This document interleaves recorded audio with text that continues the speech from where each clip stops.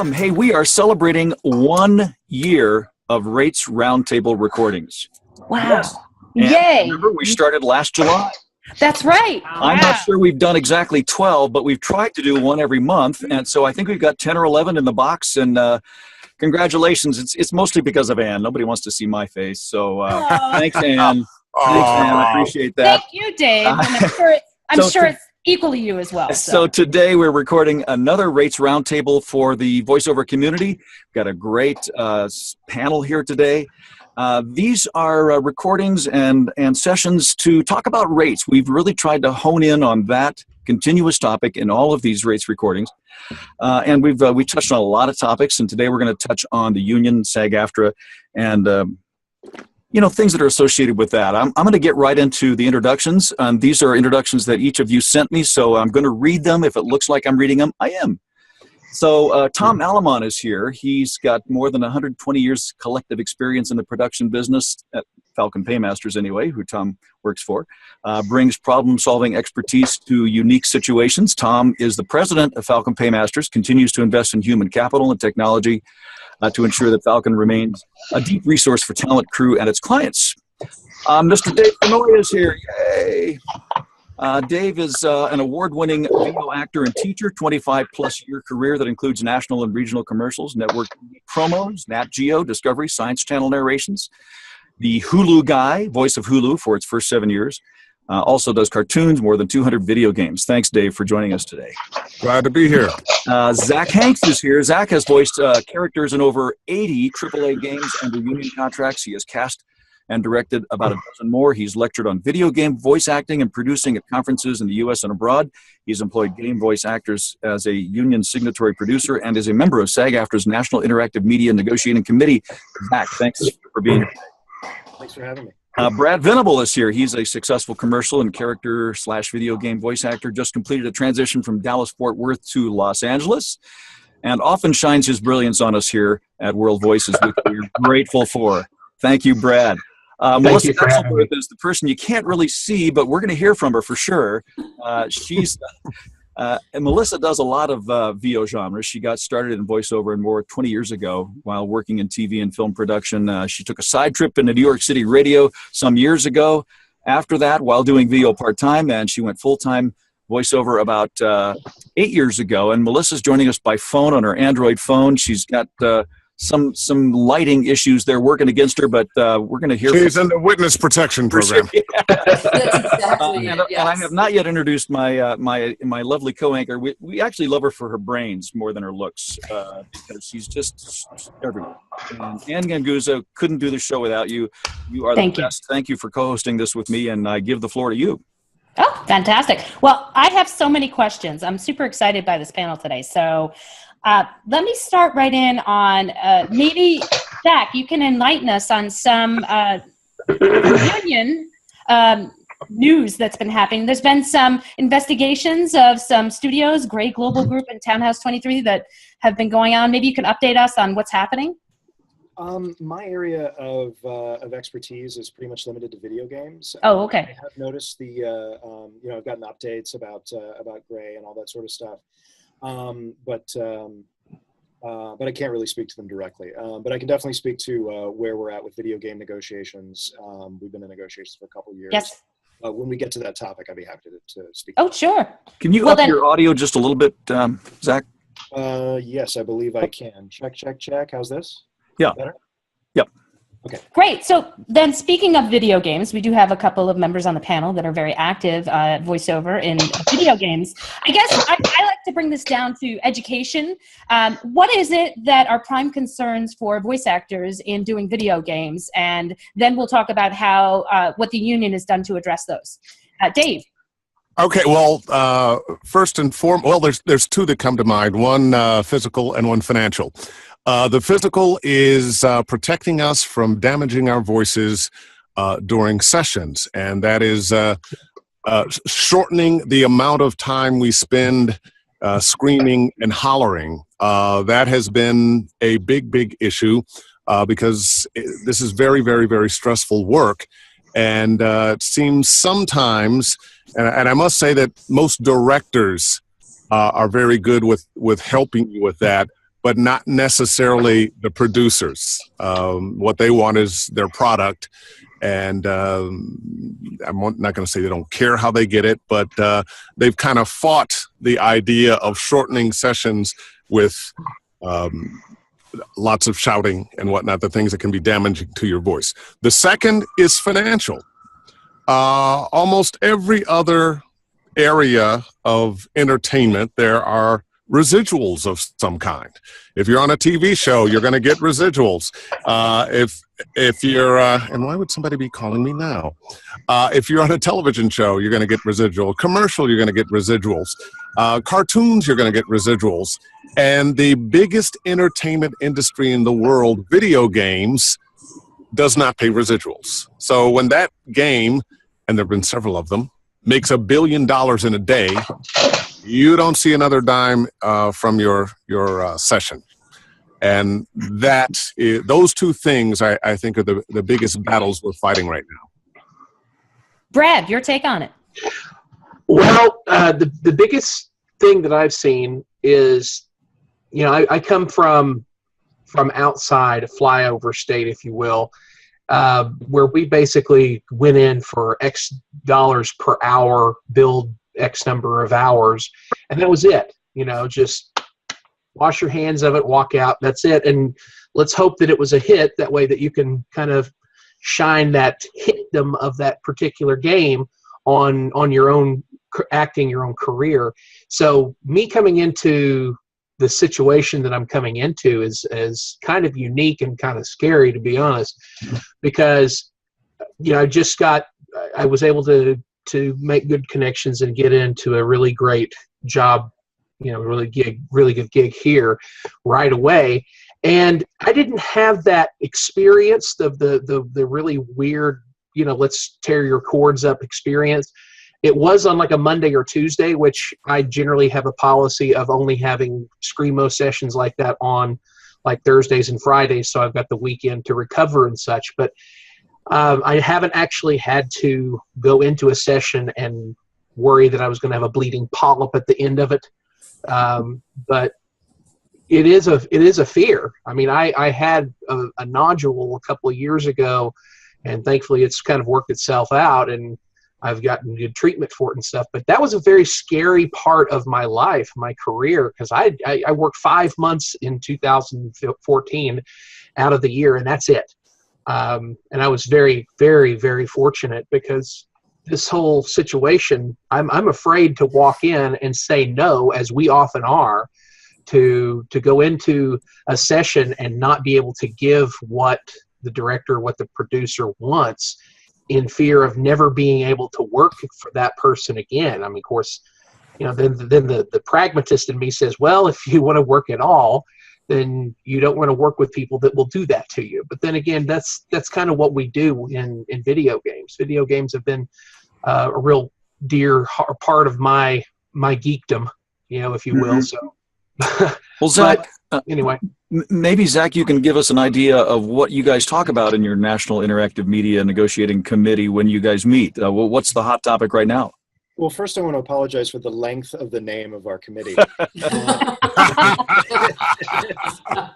It's a mouthful, but I know I'm in the right company to get all the words and get them out right. Well, first off, I just want to comment on what Dave and what Brad said. For the things that personally are sort of my trigger points for video game voice actor issues, Dave really hit the nail on the head. It's financial and it's physical. It's about compensation, and it's about workplace safety. As for what Brad said, I just want to throw a little brief anecdote out there about the difficulty that voice actors face when they're in a situation where they feel obliged to say no to a producer, and how that can affect their career. Not long after Dave and I met, he and I, the first game I think we worked together on was Saints Row in 2005. So we go way back. Yes. That's right. It's a long time ago, Sonny. Bronze. So there was a particular voice actor, very, very skilled, great, very long resume. character voice actor and commercial actor as well. And after a session that was rigorous, he took me aside and he said, "Hey man, I can't do these throat rippers anymore. You know," he said, "I love working with you. I love working on these games. But if you could just put me on your list of guys who you call in for stuff where I'm not going to scream my guts out or voice an orc, that'd be great." Well, I wasn't the head producer for this company, so I went to my boss and I said, "Well, this is what this guy said. So I'll just put him on a list. It says we won't bring him in for throat rippers." And that guy said, "Take him off all our lists. I'm not bringing him in anymore." I said, "I'm happy to keep track. He's a good guy. He's a good talent. I'd love to have him in." And he said, "No, we're not hiring him anymore." So it's not that all producers are like that, but enough are that sometimes it can feel like an all or nothing thing. As far as the other issues that we talk about and that we're negotiating about, on our end, one of them is transparency. Transparency particularly around what game and what game franchise we're working on. A lot of the times we go in to the audition or even into the session, and we're not told what game it is, we're not told the title, we're not told the franchise. This compromises the agent's ability to negotiate. They might negotiate a higher rate for Call of Duty 12, or if you're reprising a role that you've done before, that's an integral role that would be hard to replace. And might negotiate for scale for someone who normally works for more than that if it's for an iOS game or a low-budget indie game, but they want union talent. The other issue is the talent and the agent having the right to turn down a game that has objectionable material in it.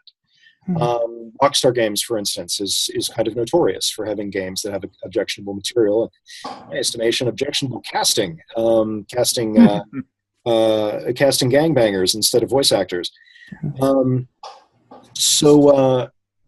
one of the other issues too is, which I find baffling, is it compromises the actor's ability to give the best performance possible. If I know that I'm working on a Star Trek game versus a Star Wars game versus a Dawn of War Warhammer 40,000 game, I know the style of the franchise, and I can adjust my performance to that particular aesthetic. That's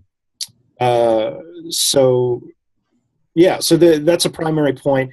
I know the producers have come to the table with some demands that were over the top. Things like outrageous fines that agents would have to pay for a variety of things, like refusing to send their talent out for the 1 hour, one voice rate, which is half scale, or refusing to send their talent out for atmospheric voices rates, which is a pretty common thing. And also fines for talent for using your cell phone in a session.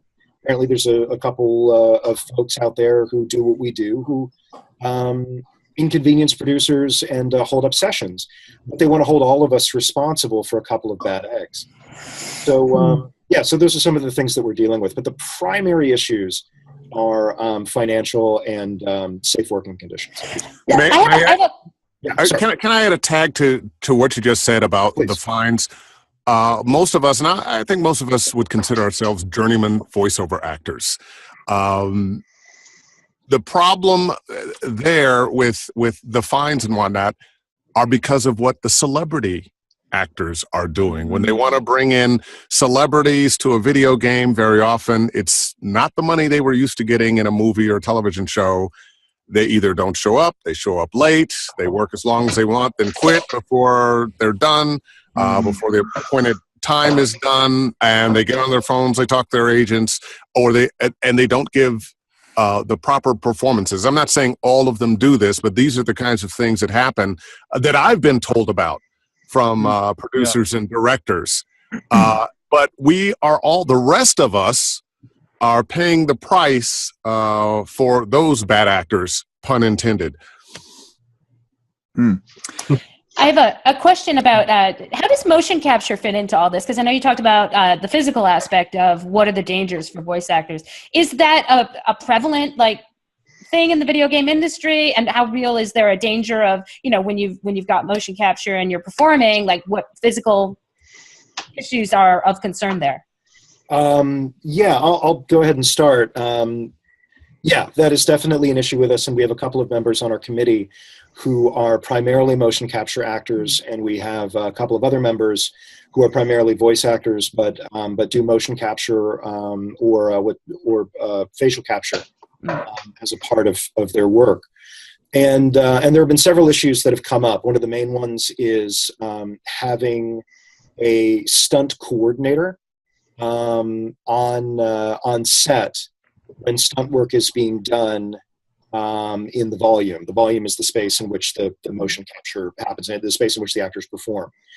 So, and I've certainly heard some real horror stories about actors, fighting on wires, Crouching Tiger, Hidden Dragon style, and getting slammed into walls, getting dropped, cement floors, all kinds of stuff. It's, risk for both voice actors and mocap actors is sort of part of the game.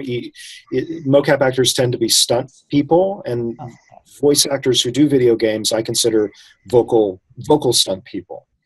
So some degree of risk is sort of a part of the game, but there are things that I think it's incumbent upon producers to do to minimize those risks. So that's a big one. One of the other issues that we face is an issue of penetration, is how much of the motion capture work that's being done, is union versus non-union.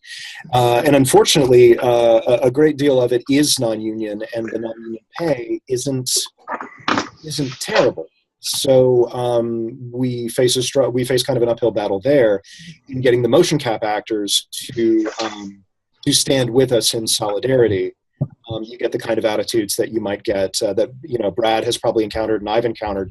I'm in Texas now, working in Right to Work. Yep. I'd like to bring in Melissa because we're not sure how long her phone battery is going to last. And she kind of represents a different point of view from the East Coast. And I'd also like to step up just to a broader level of union participation. Melissa, do you see changes happening where the rubber meets the road because of the merger, because of changes with contracts, because of the benefits changes? And, just comment on that if you could. Yeah, there have been a lot of changes. I mean, it's just kind of, off the top of my head, there's, certain work is assigned to the biggest changes in a lot of ways have been how funds have been allocated to the health and pension plans. With the merger of the union, certain work on existing contracts continued through their contracts to whatever plans they were assigned to. Work became, as contracts were merged, some work was assigned to the SAG, pension and health, some work was assigned to the AFTRA, health and retirement. All of this is playing into the merger now of the health plans.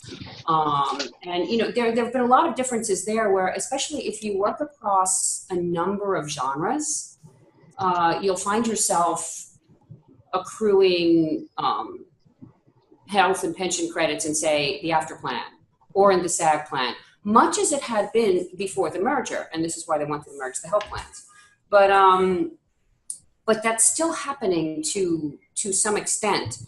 And there's actually a meeting tonight that I'm going to about the plan merger, because there are a lot of things that are inexplicable to somebody like myself. I come from AFTRA. Okay, I've always been an AFTRA member. I was Taft-Hartley'd into SAG before the merger because of some work. I've always been on the AFTRA plan, and I've never really paid attention to any of my earnings under SAG because I knew it was not enough to really kind of, gain me anything. All of that has to come into play with all members now. And there's a lot that isn't clear about the health plan merger. A lot that's those of us that have had the AFTRA plans are clueless about, because it's very, it's our plan has gone away. And now, we have to learn what the SAG plans are all about, and it's a different structure, which is not necessarily a problem. It's a matter of qualification. A lot of people are losing their qualifications for insurance completely. So those are things those are questions that'll be asked at the meeting tonight.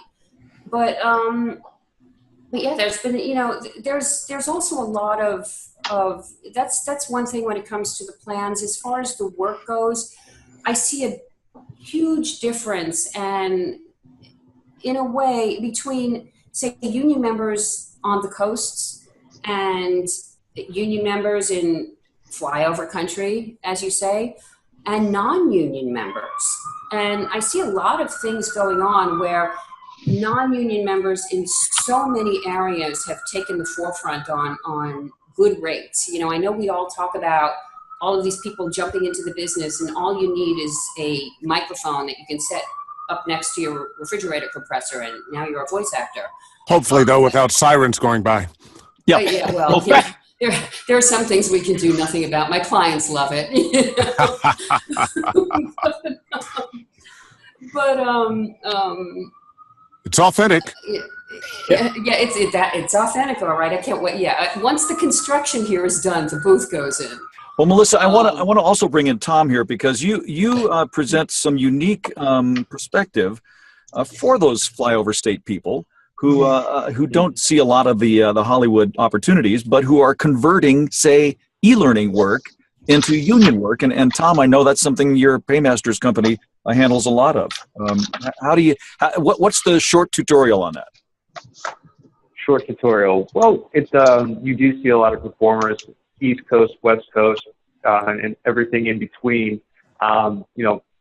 Focusing on making their health care, and then also, down the road, their pension.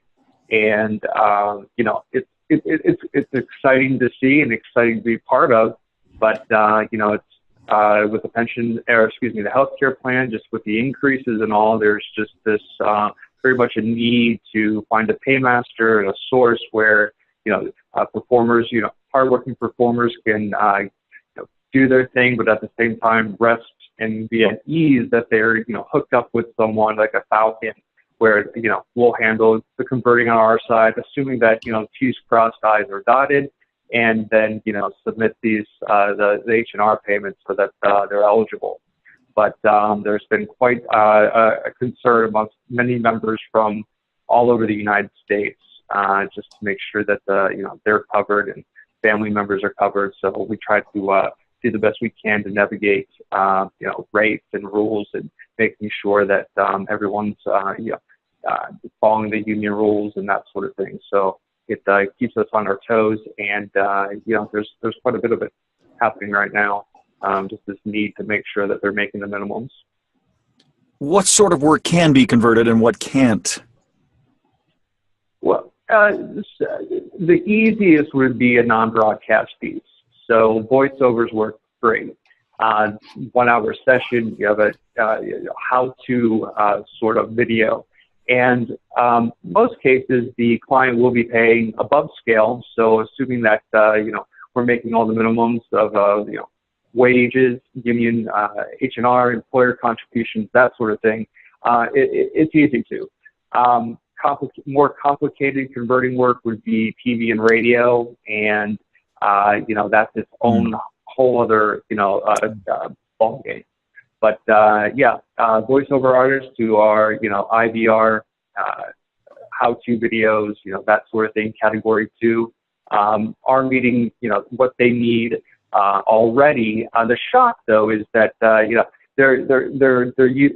performers are used to X amount, but then when they understand the converting of what has to come out of that, so we spend a lot of time up front just explaining exactly what we're doing here and how it's being allocated once we do get the funds in. Okay. Ann? I have a question regarding, I guess, the 101 on how to convert work. I think just for the people who might be viewing this later on, obviously, I'm going really basic here. What are the advantages, obviously, of converting work, and why do people want to do that? So it gives performers the opportunity to take on work that otherwise they would have to turn down. Again, primarily industrial, that sort of thing. Most clients will pay enough to cover the minimums and then even some more. So so you don't have to turn down the work all the time. But then once that work is converted, it's it's applied to your health and retirement. And I mean, that is why they do it. Yeah. Primarily. And I'm sorry, Melissa? no, I was just saying there are other reasons too, and I think it's a big reason is that when some of us who if we do a lot of the type of work that can be converted, we're able to remain full union members. And the importance of that really kind of depends on where the union goes from here. So that, I mean, as Tom said, it's the health, it's the pension, but we're also able to make a living at what we do and still remain full union members. May I ask you a question about this? Go for it. Please. Thanks. This is something on my mind. I've been an academic for the last 4 years, and I'm going back to voiceover full-time next month. So this is something I've been thinking about a lot. Now, this is something I brought up with regard to video games with the union a while back, and we determined that it was impractical to try to convert non-union work into union work through a paymaster for anything involving a cast, because then if they want to hire other people for this project, the paymaster becomes the signatory and is responsible for all of them. My sense is that this sort of thing is good for stuff where you're a one-time hired gun, like an announcer for something where you're going to be paid only session fees for the most part, that it's impractical for something that requires a cast, is going to be broadcast, or involves residuals. Tom, do I have that? Am I hitting the nail on the head? Yeah, you nailed it. It works very well with the category one. You're just going to do a how-to video and it's done.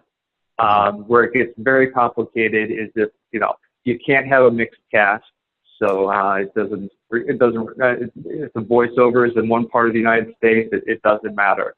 If one of the members is a union member, then the whole shoot has to be union. And then also if residuals come into play. And it just doesn't stop with this one payment. If there is residuals or anything that to just pull the book out and just read. I mean, if there's residuals owed to the performer, then to convert the work, that has to be taken into consideration. It's very tricky with some situations when converting work. Non-broadcast, not so much. Pretty clear what the intent of the client is on that sort of thing. Do you have any kind of contract with your client for work that you're going to convert that includes stipulations that match up with a union contract, like around reuses or anything like that might incur additional payments? Right. So technically the client here, when working with converting talent's work, is you, or would be a voiceover artist. And we spend a lot of time up front just being, just getting everything out there so there aren't any surprises down the road. So the contract is more of a verbal contract than it is something on paper. I don't see at this time, a contract between Falcon and the voiceover, I don't see. But, that's because we've built such a good relationship with our voiceover clients who continue to convert work through us. It is also, and I think perhaps you might be going in the direction of, it is a somewhat of a trust thing. We don't want to cause any issue between Falcon and the union, nor do we want voiceover artists to have issue. That's why, I mean, it's complicated when it gets to residuals, but it's also communicated up front that it's highly unlikely that that's going to happen.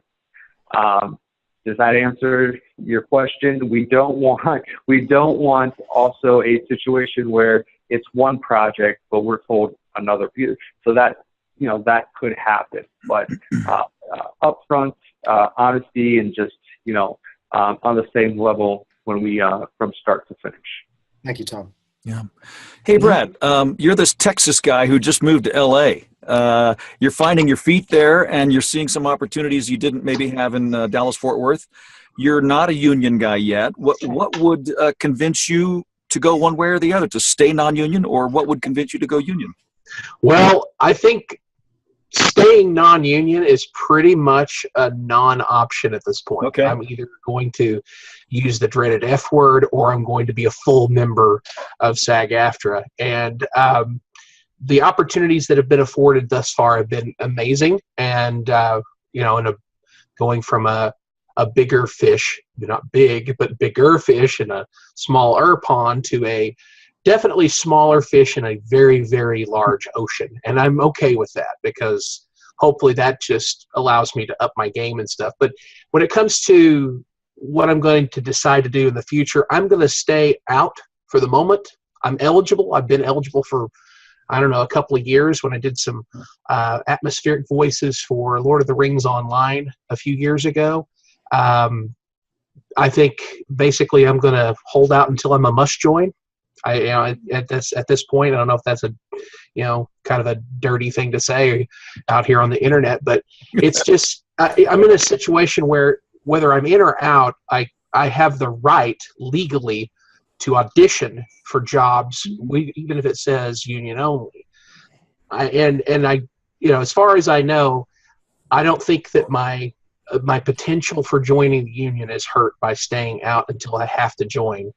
But that's without going, way deep into the rabbit hole. I think that, staying in the situation that I'm in right now and just reading until I get something amazingly huge, and I will gladly join at that point. Then I'll just have to start talking to, ways to, like, I've been the national promotional voice for Planet Fitness. I know for, very long time now. And I always joke that God has a sense of humor, or at least irony, when I talk about that. But I am actually the only talent on those commercials, because they have like this kinetic typography thing, like watching a music video that's all lyrics, And so I'm the only actual vocal talent on that entire commercial. So I actually think that might be a little bit easier for me to try to convert and keep that client. If not, I will have to punt, and I'm totally glad to do that, because whenever when the opportunity comes where I might get something that pays as much as they do in a year in one spot, then I think I know where my bed is made. But other than that, it's been a good transition so far, in being able to have more opportunities, and I'm glad to have them. I'd like to ask Dave Fennoy, just regarding the state of digital media, in the cloud. There's cloud gaming, and in terms of rates, how are you seeing rates being affected by everything going to this cloud-based, pre-roll YouTube cloud-based gaming, in terms of voiceover rates? Well, I'm not sure that I can speak on that specifically with that question, but in terms of rates, there's downward pressure. There are a lot more people getting into voiceover. We've had 30 years of attacking unions and union wages and the whole right to work state mentality, which is, of course, the right for the employer not to pay you as much. And somehow we have a lot of people who should support unions who don't now, for whatever strange, bizarre reason. We've got the pay-to-play sites, and you'll find a lot of video games there. I usually keep one, just hang on to one and monitor the things I see. And that's a big part of driving our rates down, not just for video games, but for everything. That said, the video game industry is fairly new as entertainment industries go. We're talking really in the early 90s, getting a foothold with voice actors and the animation getting better. Well, it's just gotten better and better and better and better. And the people who watch video games now have been playing for about 15, 16 years on average. They're about 35 years old now, and they are looking for a better experience. They're demanding better graphics, better music, better stories, and better talent. So there is some pressure to hire the very best talent, and of course, that's the union talent. Do you see any threat to, the video game companies hiring, non-union internal employees in voicing their games? They used to do that, but the consumer wants a better product. And the consumer, video game voices now, we're all going to conventions now because the people who are playing the games love the characters, and they love the actors who play the characters.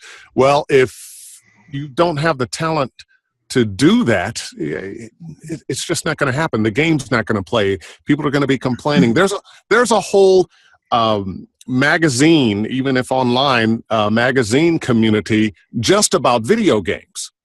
And they are very hard on producers who don't give quality.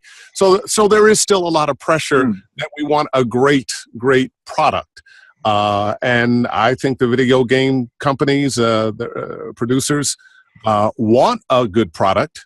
I think that's one of the reasons they try to get celebrities, despite the fact that most of the celebrities aren't giving them quite what they want, but they want that name recognition to sell the games. Meanwhile, the actual people who are playing the games are familiar with the names that they've been seeing on their games for the last decade. Yeah. Brad, may I speak briefly to those issues? Pardon? May I speak briefly to those issues you brought up? Yes, please. Yes. And then we'll get to Brad. Well, first on the topic of cloud gaming, in the video game, in the SAG-AFTRA video game, or excuse me, in the AFTRA video game agreement, there is a provision for cloud gaming. And actors, if a game is going to be available via the cloud, as in addition to available in like a physical format, like a disc, or available for download to a hard drive, actors are currently entitled to additional pay for that. Nice. We are, however, I believe that provision has expired. However, and we are currently in negotiations fighting to maintain that provision. Good. And the producers are fighting to remove it. Yeah. On the topic of producers, developers, publishers, putting in internal employees to voice characters, that's prohibited by the contract. But it is one of the provisions that management brought to the table in our negotiations over the last couple of years. Wow. And they've been negotiating to have that right, which we naturally strongly oppose. Brad. So one of the things that I've had as a person who not only is in the industry as an actor, but also a person who is a consumer of video games, a person who plays them often, if nothing else, to get really great, options of how the acting is done in a game, really good research. They're in what Dave mentioned about all these magazines online, the Kotakus, the Polygons, the Verge, the Escapist, all of these different sites. They'll do us a really great service, us as actors in the industry, by reporting on the negotiations that Zach mentions and is a part of, and other things. And then all of a sudden, the internet explodes. And usually it's in the form of, why do we, the royal we as actors, have more consideration than those who are working 18, 24, longer months on, especially during crunch, that why did they not get the consideration that we would be doing? And how dare the actors, not trying to play devil's advocate, but actually, we have to win a popularity contest to get support that goes all over. And I guess I'm asking Zach to speak a little bit about that, but also, how do we do that? That's my question, because if we can win over those the consumers, then I think that our road to negotiating a more fair deal is a definite benefit to us. Brad, I think you bring up two different groups. You bring up winning over the consumer, or sometimes we just call them the fans, or winning over the people on, or winning over management's other full-time employees. The developers, the programmers, and all those folks. Right. So as far as the consumers go, they're a very fickle bunch. They're divided. I don't know what the percentages are, but my guess is right down the middle. And I think that has much less to do with what we're doing or what we bring to the table in the game, as much as it just has to do with game culture. I think half of them love us and are behind us and think that we deserve more and they want more of what we bring to the table. And the other half, I just think that there's a glass is half empty and a glass is half full bunch among the fan base. And another group that says, doesn't really understand what we do, that says, what, you're just talking behind a mic? I can do that. I'll do that for $5. I'll do that for free. Which, that's to the point of why we have unions. It's this much to protect us from management. It's this much to protect us from the other actors who will pay for the right to do what we do. And as Dave said, lower all of our rates to zero. As far as the people on the developer side, yeah, this is something that we've discussed quite a bit. And I think that the argument that gets posed to us from the developer side is a crabs in a bucket argument. They're saying, well, we don't get back-end payments, so you shouldn't have them either. To which we reply, we're fighting for back-end payments, you should too. Let's all get out of the bucket. Yeah. And I think that's one of the main things that management is afraid of, is that the artists, the musicians, the programmers will also want a fairer cut. Yeah. And their working profits can be really, really awful. But particularly the people that are dealing with crunch times, the full-timers on the developer and the programmer. Yeah. Can I just say one thing too? One of the things that one of the reasons that we would deserve residuals is because we are not working in the same way they do. They start on a game and they're working day in, day out, week in, week out, month in, month out for the entire. So they're making an X amount of dollars. We come in and do one thing, and we don't get to necessarily work every day. Right.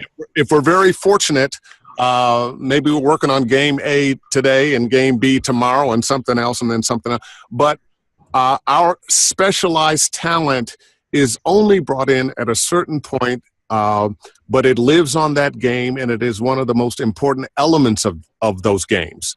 And that's the reason why. It's the art within the game. It's the art within the game, yes. And we're not working every day on that game, but it's an integral part of that game.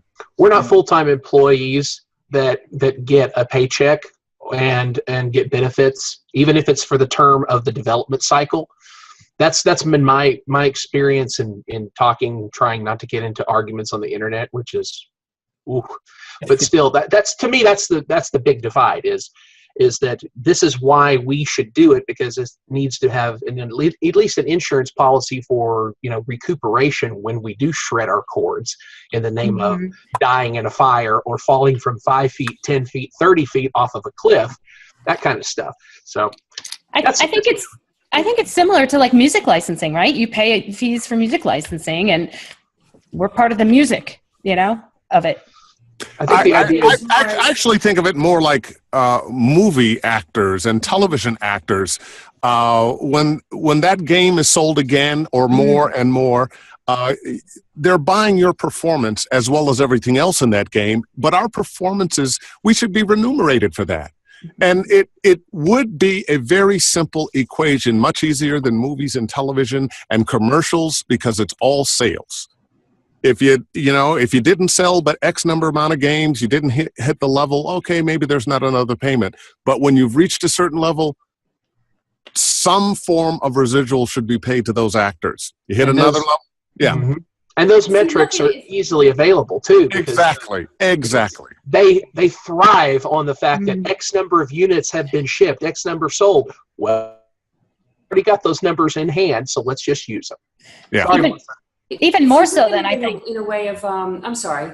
I was just thinking if you kind of change the language a bit and look at it in a way of deferred pay, so to speak, where the voiceover actors are taking a risk by doing this work and risking shredding their vocal cords for a provisional small sum of money in the hopes that their artistry will contribute to the final product, which will sell tons, and then they'll get the rest of their pay.